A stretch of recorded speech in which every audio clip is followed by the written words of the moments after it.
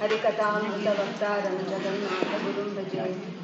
ನಾನಿವತ್ತು ಮುಖ್ಯ ಮಾಡಿದ ಪದ್ಯ ಬಂದು 31ನೇ ನೈವೇದ್ಯ ಪ್ರಕರಣ ಸಭೆಯಲ್ಲಿ 11ನೇ ಪದ್ಯ.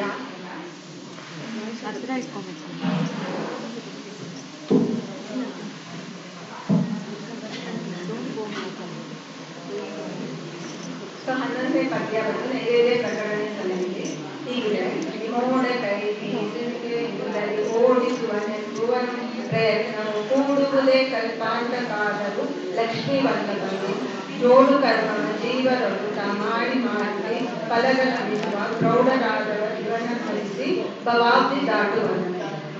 ಭವಾಬ್ದಿ ಭವ ಅಂದ್ರೆ ಸಂಸಾರ, ಅಬ್ದಿ ಅಂದ್ರೆ ಸಾಗರ. ಸೊ ಈ ಭವ ಸಂಸಾರ ಸಾಗರನ ದಾಟಬೇಕು, ಎಲ್ಲಾ ಜೀವರು ದಾಟಬೇಕು ಅಂತ ಅನ್ಕೊಳ್ತಾರೆ. ಸೊ ಅದಕ್ಕೆ ಬಂದು ಒಂದು ಸಾಗರಲ್ಲಿ ಏನಿರುತ್ತೆ, ಅಲೆಗಳಿರುತ್ತಲ್ವಾ, ಮೇಲೆ ಕಡೆಗೆ ಹೋಗ್ತಾ ಅಲೆಗಳಿರುತ್ತೆ. ನಮ್ಮ ಜೀವನದಲ್ಲಿಯೂ ಹಾಗೆ ಆಗಲ್ಲ, ಮೇಲೆ ಕಡೆಗೆ ಹೋಗ್ತಾ ಇರ್ತೇವೆ. ನಾವು ಮಾಡುವಂತ ಕರ್ಮ ತಕ್ಕಂತೆ ನಮ್ಗೆ ಅಲೆಗಳು ಬರ್ತಾನೆ ಹೋಗ್ತಾನೆ ಇರ್ತಾರೆ.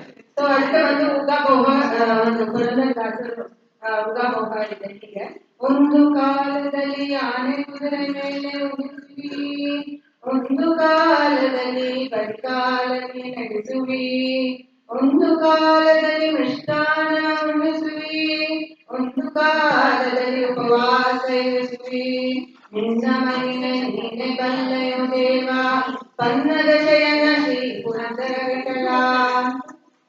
ದಾಸರು ನಮ್ಗೆ ಚೆನ್ನಾಗಿ ತಿಳಿಸಿಕೊಟ್ಟಿದ್ದಾರೆ ಎಂತ ಮಾಡಿ ಅಲೆಗಳು ನಮ್ಮಲ್ಲಿ ಬರ್ತಾ ಇದೆ ಅಂತ.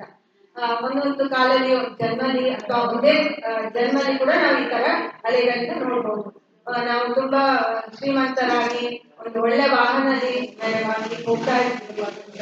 ಒಂದೊಂದ್ಸಲ ನಮ್ಗೇನು ವಾಹನ ಇಲ್ಲ, ಏನು ಒಂದು ಪಾದರಕ್ಷೆ ಕೂಡ ಇರುವುದಿಲ್ಲ, ನಾವು ಬಲಿಕಾಲಲ್ಲಿ ನಡ್ಕೊಂಡು ಹೋಗ್ತಾ ಇರ್ತೀವಿ. ಒಂದೊಂದ್ಸರಿ ನಮ್ಗೆ ತುಂಬಾ ಮೃಷ್ಟಾನ ಭೋಜನ ಒಂದು ಚಿನ್ನದ ತಟ್ಟೆಯಲ್ಲೇ ಕೊಡ್ತಾನ ಭಗವಂತ, ಭಿಕ್ಷೆ ಪಡ್ತಾನೆ. ಸೊ ಇನ್ನೊಂದ್ಸಲ ನಮ್ಗೆ ಏನು ಇರೋದಿಲ್ಲ, ನಾವು ಭಿಕ್ಷೆ ಬೇಡೋ ತರ ಆಗ್ಬಿಡುತ್ತೆ. ಸೊ ಈ ತರ ಅಲೆಗಳು ಎಲ್ಲಾರು ಜೀವನದಲ್ಲಿ ಜೀವನದಲ್ಲಿ ಬರ್ತಾ ಹೋಗ್ತಾ ಇರುತ್ತೆ.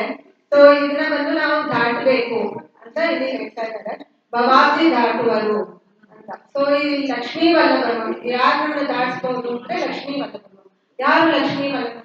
ಲಕ್ಷ್ಮಿಗೆ ಆಶ್ರಯ ಕೊಡುತ್ತವ, ನಮ್ಮೆಲ್ಲರಿಗೂ ಅವನೇ ಆಶ್ರಯ ಕೊಡುತ್ತವ ನಾರಾಯಣ.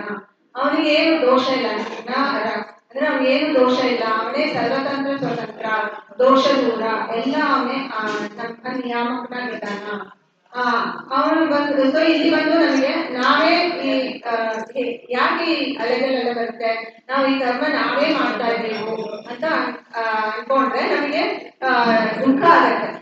ಸೊ ನಾವೇ ಬಂದು ಈ ದುಃಖದಿಂದ ನಾವು ಪಾರಾಗ್ತೀವಿ ಅಂತ ಅನ್ಕೊಂಡ್ರೆ ಇಲ್ಲಿ ಒಂದು ದೃಷ್ಟಾಂತ ಕೊಟ್ಟಿದ್ದಾರೆ. ಮೋಡ ಕೈ ಬೀಸಿನಿಗೆಯಿಂದಲೇ ಓಡಿಸುವನೆಂಬುವ ಪ್ರಯತ್ನ ಕೂಡುವುದೇ ಕಲ್ಪಾಂತಕಾರರು ಅಂತ ಹೇಳ್ತಾರೆ. ನಾವು ಒಂದು ಮೋಡ ಬಂದು ನಮ್ಮ ಸೂರ್ಯನ ಪ್ರಕಾಶನ ಮುಚ್ಕೊಂಡು ಮಳೆ ಆಗಿದೆ ಅಂದ್ರೆ ನಾವು ಆ ಪ್ರಕಾಶ ನಮಗೆ ಬರಬೇಕು. ಸೊ ನಾವ್ ಏನ್ ಮಾಡ್ತೀವಿ, ನಾವು ಬೀಸಣಿಗೆಯಿಂದ ಕೈ ಬೀಸಣಿಗೆ ಅಂತ ಹಿಂದೆ ಎಲ್ಲರೂ ಉಪಯೋಗ ಪಡಿಸ್ತಾ ಇದ್ರು. ಈ ಕಾಲದಲ್ಲಿ ಅಷ್ಟೇ ಫ್ಯಾನ್ ಎಲ್ಲ ಬಂದ ಮೇಲೆ ಅಷ್ಟು ಇರುವುದಿಲ್ಲ. ಬಟ್ ಆ ಬೀಸಣಿಗೆಯಿಂದ ಎಷ್ಟು ಗಾಳಿ ಬರುತ್ತೆಯೋ ಆ ಗಾಳಿಯಿಂದ ನಾವು ಸ್ವಲ್ಪ ಕಾಲಕ್ಕೂ ನಾವು ಬೀಸ್ತಾ ಬಂದು ಮೋಡನ ಚದರಿಸ್ತೇವೆ ಅಂತ ಅನ್ಕೊಂಡ್ರೆ ಅದಕ್ಕೆ ಸಾಧ್ಯವೇ ಇಲ್ಲ. ಅದೇ ತರ ನಾವೇ ಮಾಡ್ತಾ ಇದ್ದೇವೆ, ನಾವು ಈ ಕರ್ಮನೆಲ್ಲ ಮಾಡ್ತಾ ಇದ್ದೇವೆ ಅಂತ ನಮ್ ಭ್ರಮೆ ಇದ್ರೆ ಅದು ನಾವು ಈ ಭವಸಾಗರದಿಂದ ದಾಟಕ ಆಗೋದೇ ಇಲ್ಲ. ಅದಕ್ಕೆ ನಾವು ಲಕ್ಷ್ಮೀ ವಲ್ಲಭನ ಭಜಿಸ್ಬೇಕು ಅಂತ ಇಲ್ಲಿ ಬಂದು ನಾವು ದೃಷ್ಟಾಂತ ನಾವು ಭಾಗವತದಲ್ಲಿ ಬರುವಂತ ಗಜೇಂದ್ರ ಮೋಕ್ಷನ ಕಥೆಯನ್ನು ನೋಡ್ಬೋದು. ಗಜೇಂದ್ರ ಅವನಿಗೆ ಒಂದು ಮೊಸಳೆ ಬಂದು ಕಾಲು ಹಿಡಿದಾಗ ಫಸ್ಟ್ ಏನ್ ಅನ್ಕೊಂಡಿದ್ದ, ನಾನೇ ರಾಜ, ನನಗೆ ಒಳ್ಳೆ ಶಕ್ತಿ ಇದೆ, ನಾನೇ ಬಂದು ಇದನ್ನ ನಿವಾರಣೆ ಮಾಡ್ಬೋದು, ಮೊಸಳೆನ ಈಸಿಯಾಗಿ ಇದ್ ಮಾಡ್ಬೋದು ಅಂತ ಅನ್ಕೊಂಡು ಪ್ರಯತ್ನ ಮಾಡಿದ. ಫಸ್ಟ್ ಅವನ ಫ್ಯಾಮಿಲಿ ಮೆಂಬರ್ಸ್ ಎಲ್ಲರೂ ಅವನ ಜೊತೆಗಿದ್ರು, ಹೆಲ್ಪ್ ಮಾಡಿದ್ರು, ಆದ್ರೂ ಏನು ಸಾಧ್ಯ ಆಗಿಲ್ಲ, ಅವನಿಗೂ ಏನು ಸಾಧ್ಯ ಆಗಿಲ್ಲ.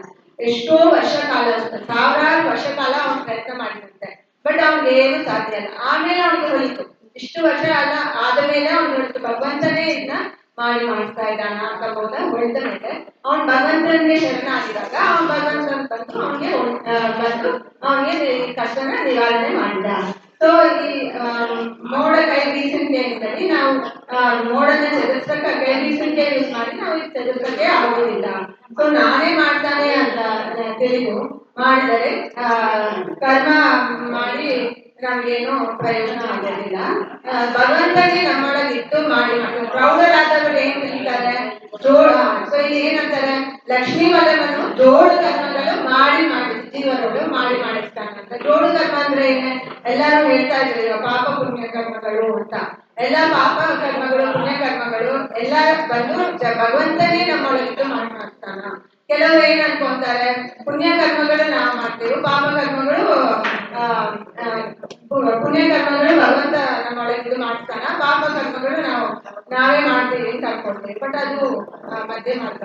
ಸೊ ಜ್ಞಾನಿಗಳು ಏನ್ ತಿಳಿತಾರೆ ಅಂದ್ರೆ ಭಗವಂತನೇ ಬಂದು ಪಾಪ ಪುಣ್ಯ ಕರ್ಮ ಜೋಡು ಕರ್ಮಗಳು ನಮ್ಮೊಳಗಿದ್ದು ಮಾಡ್ತಾನ ಅಂತ ತಿಳಿಬೇಕು ಅಂತ ಹೇಳ್ತಾ ಇದ್ದಾರೆ. ಸೊ ಇಲ್ಲಿ ಬಂದು ಆನಂದ ತೀರ್ಥ ಭಗವತ್ಪಾದಾಚಾರ್ಯ ಬಂದು ದ್ವಾದಶ ಸ್ತೋತ್ರದಲ್ಲಿ ಹೀಗೆ ಹೇಳ್ತಾ ಇದ್ದಾರೆ. ಗುರು ಪುಂಶ್ವಚಕರಣ ನಿಜಂ ನಿಯತಂ ಹರಿಪಾದ ವಿನಂದತರವಸತಂ ಹರಿದೇವ ಪರೋ ಹರಿದೇವ ಗುರು ಹರಿದೇವ ಜಗತ್ ಮಾತೃಗತಿ. ಸೊ ಇಲ್ಲಿ ಬಂದು ಗುರು ಕರ್ಮ ಮಾಡು ಅಂತ ಹೇಳ್ತಾ ಇದ್ದಾರೆ. ಸೊ ಕರ್ಮ ಮಾಡಿ ಅದರೊಳ ಫಲನ ಅನುಭವಿಸ್ಬೇಕು ಅಂತ ಹೇಳ್ತಾ ಇದ್ದಾರೆ. ನಾವು ಅದನ್ನ ರೆಸಿಸ್ಟ್ ಮಾಡಬಾರ್ದು. ಅಂದ್ರೆ ಏನ್ ಫಲ ನಮ್ಗೆ ಸಿಗ್ತಾ ಇದೆಯೋ ಅದು ಎಷ್ಟು ಏನ್ ಕೊಡ್ತಾನೋ, ಸುಖವಾಗಿರ್ಬೋದು ದುಃಖವಾಗಿರ್ಬೋದು, ಅದು ಏನ್ ಕೊಡ್ತಾನೋ ನಾವು ಅದನ್ನ ಅನುಭವಿಸ್ಬೇಕು ಅಂತ ಹೇಳ್ತಾ ಇದ್ದಾರೆ. ನಿಜಂ ನಿಯತ ಕರ್ಮ ಬಂದು ನಿಜಂ ನಿಯತವಾಗಿರ್ಬೇಕು. ನಮಗೆ ಪ್ರಕೃತಿಗೆ ಅನುಗುಣವಾಗಿರ್ಬೇಕು, ನಮಗೆ ಸ್ವಭಾವಕ್ಕೆ ತಕ್ಕಂತೆ ಇರ್ಬೇಕು, ಸಹಜವಾಗಿ ಏನ್ ನಾವು ಮಾಡ್ತೇವೋ ಆ ತರ ಕರ್ಮ ಇರ್ಬೇಕು. ಆಮೇಲೆ ಭಗವಂತನ ಇಚ್ಛೆಗೆ ತಕ್ಕಂತೆ ಈ ಕರ್ಮ ನಾವು ಮಾಡ್ಬೇಕು ಅಂತ ಹರಿಪಾದ ವಿನಮ್ರತೆಯ ಸತತ.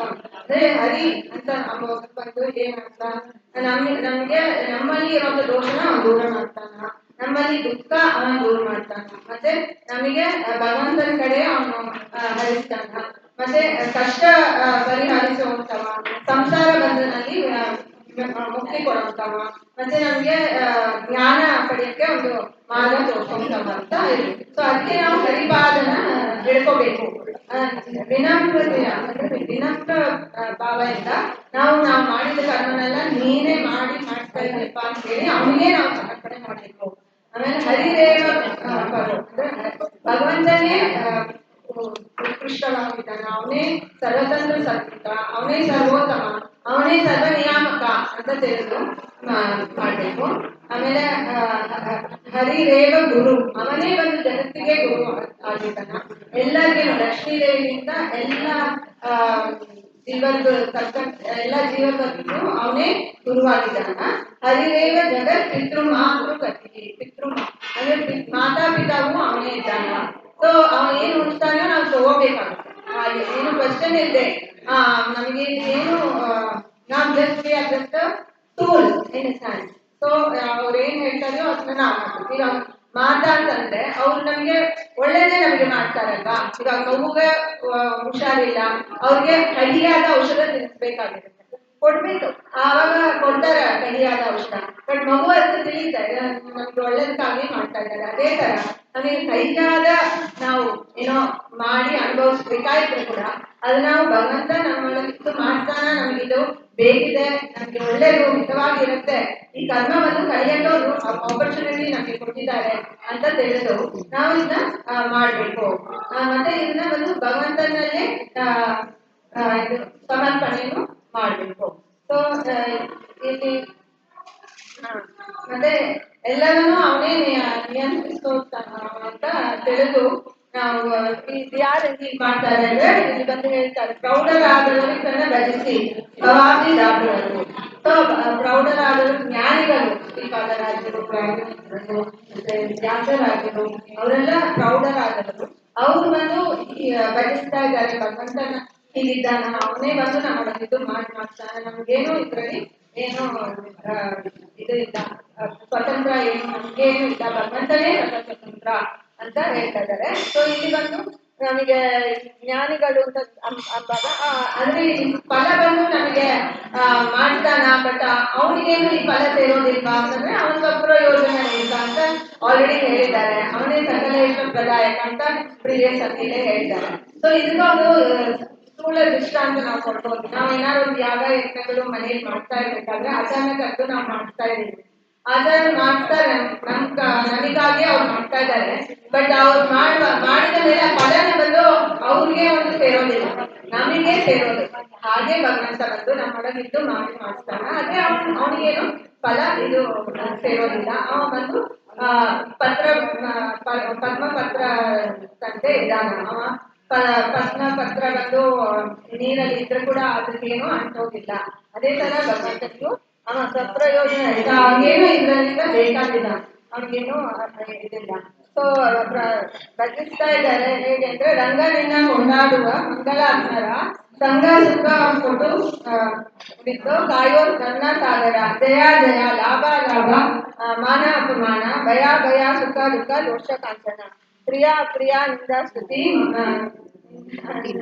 ಅಧೀನ ಸ್ತ್ರೀಯರ ಚಿಂತಿಸುವರು ನಿನ್ನ ಅಧೀನ. ಸೊ ಎಲ್ಲವೂ ನಿನ್ನ ಅಧೀನಲ್ಲಿ ಸ್ವಾಮಿ ಅಂತ ತಿಳಿದವರು ಪ್ರೌಢರಾದವರು ನೀವು ಭಜಿಸ್ತಾ ಇದ್ದಾರೆ.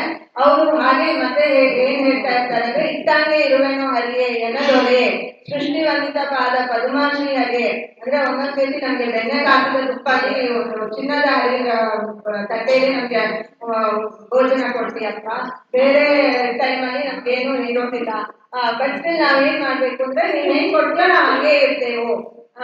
ನೀನು ಒಳ್ಳೇದು ಕೊಟ್ಟರು ಸರಿ, ಈ ತರ ಸ್ವಲ್ಪ ನಮಗೆ ಕಷ್ಟ ಆದ್ರೂ ಸರಿ, ಬಟ್ ನಾವ್ ಅದನ್ನ ಆಕ್ಸೆಪ್ಟ್ ಮಾಡ್ಬೇಕು. Acceptance is most important thing.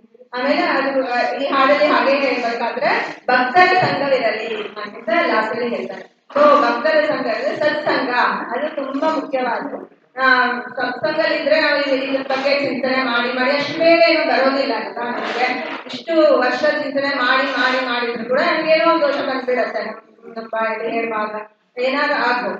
So ಅದನ್ನ ಸತ್ಸಂಗಲಿ ಇದ್ದು ಅದನ್ನ ಚಿಂತನೆ ಮಾಡಿ ಅದನ್ನು ಅವನೇ ಮಾಡಿಸ್ಬೇಕು ನಮ್ಮೊಳಗೆ.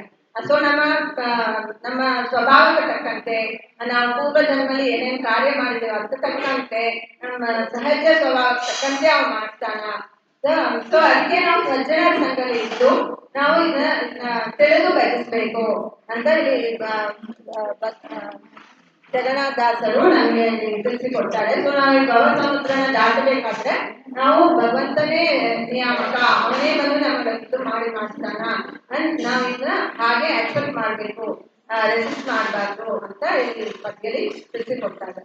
ಗುರು ಅಂತರ್ಗತ ಭಾರತೀಯ ಲಕ್ಷ್ಮೀ ನರಸಿಂಹ ಪ್ರೇರಣೆ ಲಕ್ಷ್ಮೀ ನರಸಿಂಹ